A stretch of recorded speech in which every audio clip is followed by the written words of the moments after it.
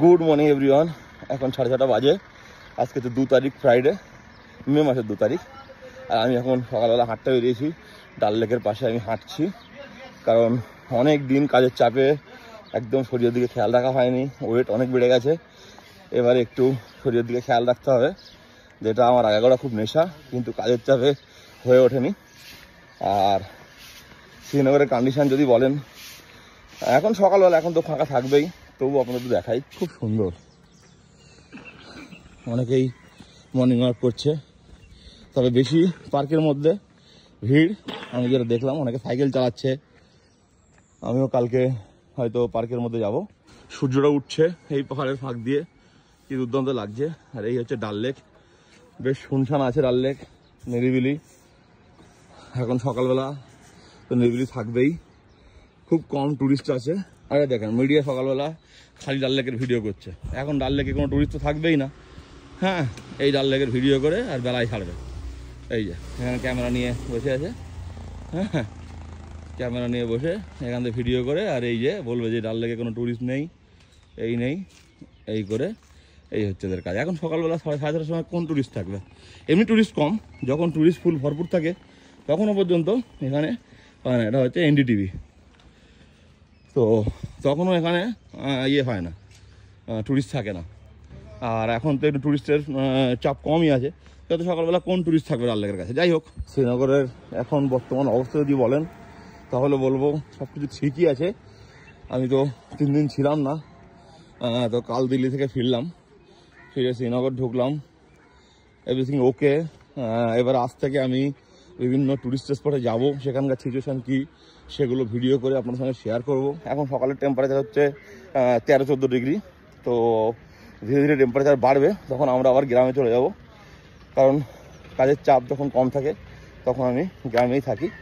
তো ওখানে কখনোই টেম্পারেচার বাড়ে না, মানে ওখানে ফ্যান লাগেই না। সকালে 8-10 কিলোমিটার করে আগে হাঁটতাম, তারপরেও কোনো রকমভাবে ফ্যান লাগতো না ফুল গরমের সময়।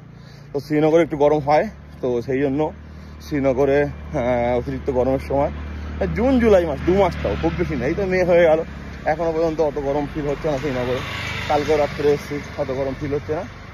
ওই জুন জুলাই 2 মাস একটু গরম লাগে, আর ম্যাক্সিমাম আগস্ট পর্যন্ত 3টে মাস, তারপরে শ্রীনগরে অত গরম হয় না। 3টে মাস গ্রামে থাকবো। তো যাই হোক, যেটা মেন বলছিলাম, যে আজ থেকে আবার আমরা বিভিন্ন টুরিস্ট স্পটে যাবো, সেখানে গিয়ে কী সিচুয়েশান আছে সেগুলো আপনাদের দেখাবো। যারা কাশ্মীরে আসতে চান, নির্দ্বিধায় চলে আসুন, চোখ বন্ধ করে আসতে পারেন, কোনো অসুবিধে নেই। আমি থাকবো আপনাদের সামনে, কথা দিচ্ছি। আর যারা এই মুহূর্তে আসতে চাইছেন না, ভাবছেন যে একটু ঠিক হোক পরিস্থিতি, তাদের পরিস্থিতি ঠিকই আছে, কোনো অসুবিধা নেই। তবু আপনারা যখন চাইছেন একটু পরে আসতে, তো কোনো অসুবিধা নেই। অ্যাপেল সিজনে আসুন, অ্যাপেল সিজনের মধ্যে সব কিছু ঠিক হয়ে যাবে। যে টুরিস্ট স্পটগুলো বন্ধ আছে 5-6 তারিখ থেকে সব কিছু খুলে দিচ্ছে, কালকে সেই ইনফরমেশন পেলাম। আর একটা অ্যানাউন্সমেন্ট দিয়ে দিই, যেটা হচ্ছে, যেরকম কাশ্মীরে আমি এফআইটি করেছিলাম, মানে হচ্ছে এনি ডেট টুরিস্ট আসতে পারে, আমরা কিন্তু লাদাখেও সেই জিনিসটা করছি। যে কোনো দিন টুরিস্ট আসতে পারবে, এবং আমরা বেঙ্গলি ফুড প্রোভাইড করব। প্যানিক হবেন না, ভয় পাওয়ার কোনো ব্যাপার নেই। যাদের বুকিং এখনও ক্যান্সেল করাননি, তারা বুকিং ক্যান্সেল করাবেন না, আসুন এবং আনন্দে ঘুরুন। আর যারা ভাবছেন বুকিং করবো কি করবো না, চোখ বন্ধ করে বুকিং করুন। আর যারা ক্যান্সেল করে দিয়েছেন, তারা তো কিছু করার নেই, ক্যান্সেল হয়ে গেছে যখন, আবার নেক্সট টাইম বুকিং করুন। দেখুন, আমি তর্কে বিতর্কে জড়াতে চাই না। হ্যাঁ, সব জায়গায় খারাপ ভালো মিলিয়ে মানুষ থাকে, এখানেও আছে। আমি প্রথম দিনই বলেছি যে এখানেও কিন্তু খারাপ মানুষও আছে, কিন্তু সেই পরিমাণটা কম।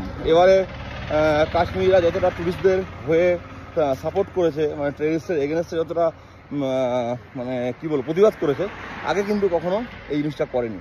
কিন্তু খারাপ মানুষ এখানে আছে। লোকাল শেল্টার যদি না পায়, তাহলে এরকম জিনিস ঘটে না। আর সব দিক থেকে আমি সেসব বিষয়ে দরকার যাচ্ছে না। একটা জিনিস বলবো, কিছু কিছু মানুষ তো কামিয়েছে প্রচুর, যেমন কিছু কিছু হোটেল মালিক বলুন, বা কিছু শাল বিক্রেতা, বা এরকম বড় বড় হোলসেল, তারা প্রচুর কামিয়েছে। তাদের এখন 2-5 বছর না কামালেও চলবে। কিন্তু কিছু কিছু মানুষের জন্য খুব কষ্ট হয়, যেমন কিছু শিকারা আলা। যেমন এক্ষুনি একটা বয়স্ক দাদুর সঙ্গে কথা বললাম, বয়স্ক মানুষ, প্রায় 80-85 বছর বয়স হবে, এখন এসে বসে আছে একটা শিকারা যদি একটা কেউ হয়, আমাকেই বলছে চলো তুমি, রিকোয়েস্ট করছে যে বউনি করবো আর 200-500 টাকা যা দেবে দেবে। তো এরকম কিছু কিছু মানুষের জন্য কষ্ট হয়, কিছু ঘোড়াওয়ালা আছে, যে একটা বয়স্ক মানুষ। তো এটাই বলবো যে ট্যুরিজম যদি শেষ হয়ে যায় কোথাও গিয়ে, কিছু মানুষের হয়তো কোনো এফেক্ট পড়বে না, আর কিছু মানুষের কোনো যায় আসে না, কিন্তু কিছু মানুষের খুব কষ্ট হবে, তাদের সংসার চালানো। তবে এটুকু বলবো না তাদের খাওয়া হবে না, কারণ 2020-তেও লকডাউন ছিল, তখনও এখানকার মানুষ চলেছে। কারণ এখানে মানুষের একদম সিম্পল জীবনযাপন করে অভ্যাস আছে, যেটা কিন্তু আমাদের দিকে মানুষের নেই। লকডাউনের সময় কি পরিস্থিতি গেছে অনেকের, আর এখানকার মানুষ শুধু ডাল দিয়ে, শুধু শাক দিয়ে ভাত খেয়ে নেবে। শাক তো এখানে ফ্রিতে পাওয়া যায়, প্রত্যেকের বাড়ি বাড়ি হয়, 1 মাস ধরে কন্টিনিউ ওই শাক দিয়ে ভাত খাবে, যেটা আমরা দেখেছি। কিন্তু আমাদের পক্ষে কিন্তু পসিবল নয়, কারণ এখানকার মানুষ খুবই সিম্পল জীবনযাপন করে, সব মানুষ না, বেশিরভাগ মানুষ। আর কিছু মানুষ বাইরে থেকে এসছে বা কিছু মানুষ একটু আপডেট হয়ে গেছে, তো তাদের যে অ্যাসেট আছে, তাদের টুরিস্ট নিয়ে কোনো মাথা ব্যথা নেই। 2-5 বছর 10 বছর যদি টুরিস্ট নাও আসে, তাদের কিচ্ছু এসে যায় না। তো এটাই বলবো যে শত্রুরা যেটা চেয়েছে সেটাকে সাকসেসফুল হতে না দেওয়াটাই ভালো। কাশ্মীরের মতো সুন্দর জায়গা আমি তো বলবো আর কোথাও নেই, না হিমাচল, না অরুণাচল প্রদেশ, লাদাখটা ডিফারেন্ট টাইপের, সেই নিয়ে আমি বলছি না, কিন্তু কাশ্মীরটা যত সুন্দর ভ্যালি জায়গা, এরকম ভ্যালি জায়গা কিন্তু আর কোথাও নেই। যাই হোক, দেখা হচ্ছে পরের ভিডিওতে। একটু পরে বেরাবো বাড়ি গিয়ে ফ্রেশ হয়ে, তারপরে আমি যাবো লাদাখের দিকে। মানে আমি জজিলাটা কত কী কন্ডিশন আছে, এক্স্যাক্টলি কবে খুলবে বা খুলে দিয়েছে কিনা, সেই সবগুলো নিয়ে একটা ইনফরমেশন আপনাদের সঙ্গে শেয়ার করবো। চলুন দেখা হচ্ছে পরের ভিডিওতে। হয় ভালো থাকবেন, টাটা।